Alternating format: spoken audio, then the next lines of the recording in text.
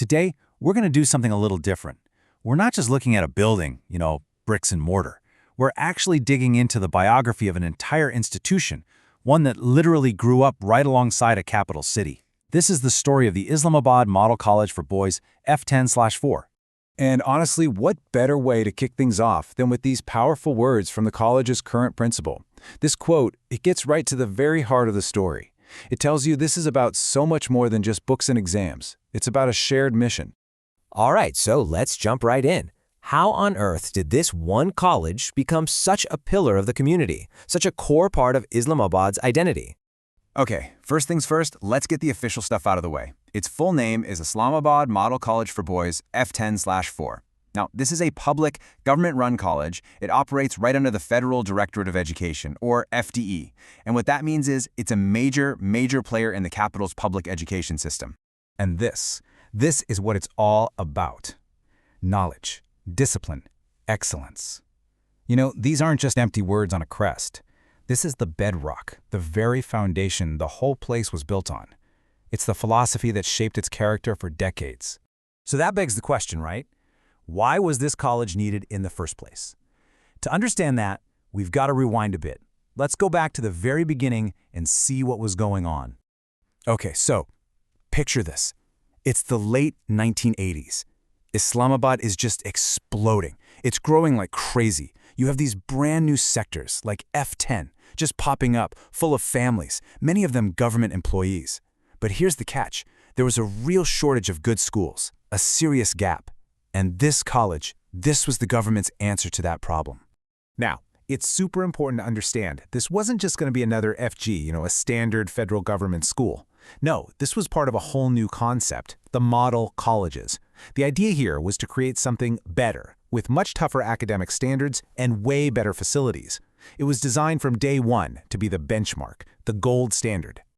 So armed with this pretty ambitious model mandate, the college entered the 2000s with a clear goal: build a reputation that really, truly stood out from the crowd. And boy, did it succeed. How? By absolutely zeroing in on a few key things. First, it became a total powerhouse for the really tough science tracks. We're talking pre-medical and pre-engineering. That academic rigor was backed up by a serious reputation for strict discipline. And getting in, super competitive. It was all based on merit. So if you were a parent and you wanted the federal board curriculum for your kid, this place shot right to the top of the list. And you can see the results of that hard-earned reputation today. Just look at this number. We're talking about roughly 3,000 students. 3,000! That single number tells you everything you need to know about its scale and just how important it is in Islamabad's educational world. And check this out, because this table really gets at one of the most important parts of the college's mission. You see the main programs here, right? Pre-med, pre-engineering, the heavy hitters. But now look over at the fees. They're incredibly low, and that's because they're heavily subsidized by the government. So here's the takeaway. You're getting this top-tier, almost elite-level education for a price that makes it accessible to pretty much everyone. That is a huge deal. But, numbers and policies, they can only tell you so much. To really get what makes this place tick, we have to talk about the people, the ones who gave this institution its soul. So what was the secret ingredient? Well, it was a remarkably stable faculty. Think about it. We're not talking about teachers who came and went. We're talking about educators who dedicated their entire careers to this one place. And that kind of dedication, well, it creates this incredible sense of continuity, a really deep and consistent culture that you just can't manufacture. And if you want a perfect example of this, look no further than Professor Muhammad Babar Khan. His retirement just this year after 32 years. That wasn't just a retirement party, that was the end of an era. His story is the college's story. He was there through it all, from the very beginning to its rise as this powerhouse institution. And the true legacy of teachers like Professor Khan, you see it in their students. The alumni from this college are, and I'm not exaggerating, a who's who of Pakistani society. We're talking about high-ranking officers in the armed forces, leaders in the civil services, some of the country's top doctors, engineers, academics, the list goes on and on.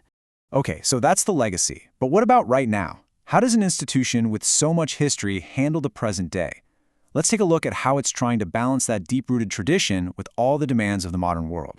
And this timeline here, it really maps out that journey beautifully. You can see it all. It starts in the 90s, just getting its footing. Then boom, 2005, major upgrades to the science labs and IT. Jump to 2015. It gets folded into this big Prime Minister's Education Reform Program. Then 2020 hits, and like everyone else, they have to pivot to hybrid learning. And now, 2024, celebrating that old guard of faculty as they retire. It's a huge moment, a real generational shift. And that brings us right up to the challenges of today. The principal himself put it best. He talks about this constant tension, this tightrope walk. On one hand, you have to embrace technology as an amazing tool for learning. But on the other hand, how do you protect students from what he calls the moral decadence that can come from misusing all these gadgets in our, as he puts it, mechanized world? And that really leaves us with a big question, doesn't it? It's the challenge that not just this college faces, but pretty much every legacy institution on the planet.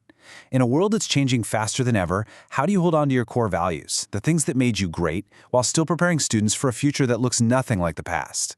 It's a really tough balancing act, and the answer to that question is going to write the next chapter in the biography of this incredible place.